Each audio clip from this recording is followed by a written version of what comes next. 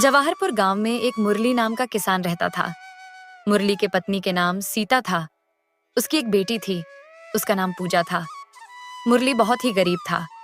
उसके पास खाने के लिए बहुत कम पैसा रहता था। मुरली खेती करके अपना जीवन यापन कर रहा था। मुरली अपने खेत में हल चलाते हुए दिखाई देता है। उसका चेहरा थका हुआ है। हे भगवान, ये महंगाई दिन ब दिन बढ़ती ही जा रही है। बीज, खाद, पानी सब कुछ महंगा हो गया है। खेती करना तो अब जैसे घाटे का सौदा बन गया है। तभी उसका पत्नी सीता हाथ में खाना लेकर आती है। ये जी सुनिए, आकर खाना खा लीजिए। सुबह से आपने कुछ नहीं खाया है। खाना? ये भी कितने दिन खा पाएंगे? घर में अनाज खत्म हो रहा है और बाजार में दाम आसमान छू रहे हैं। मैं जानती हूँ, पर हम क्या कर सकते हैं? हमारी आवाज सुनने वाला कोई नहीं है। चिंता मत कीजिए, कोई ना कोई रास्ता जरूर निकलेगा।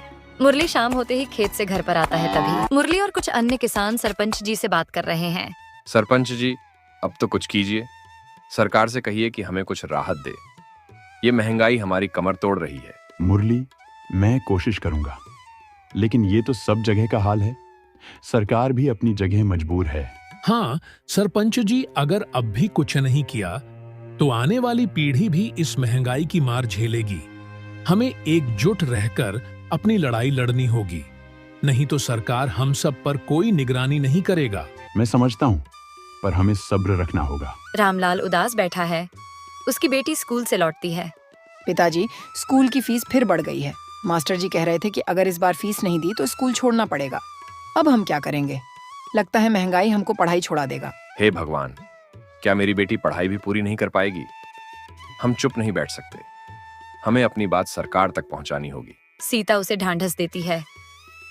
गांव के लोग इकट्ठा होकर सरकार से गुहार लगाने का फैसला करते हैं।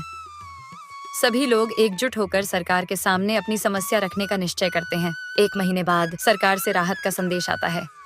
मुरली, तुम्हारी कोशिश रंग लाई। सरकार ने बीज और खाद पर सब्सिडी देने का ऐलान किया है। अब हमें किसान भाई को चिंता करने की कोई बात नहीं है। ये तो हमारे संघर्ष की जीत है। धन्यवाद भगवान, अब हमारे दिन जरूर बदलेंगे। आंखों में खुशी के आंसू से सारा किसान झूम उठा। मुरली अपने खेत में हल चलाते मुस्कुरा रहा था और उसकी बेटी स्कूल जा रही है। सीता खाना लेकर आती है। सबके चेहरे पर संतोष और आशा की झलक है। इस कहानी के माध्यम से यह समझाने की कोशिश की गई है कि महंगाई गरीब किसान की सबसे बड़ी दुश्मन है, लेकिन जब लोग एकजुट होकर संघर्ष करते हैं तो बदलाव जरूर आता है।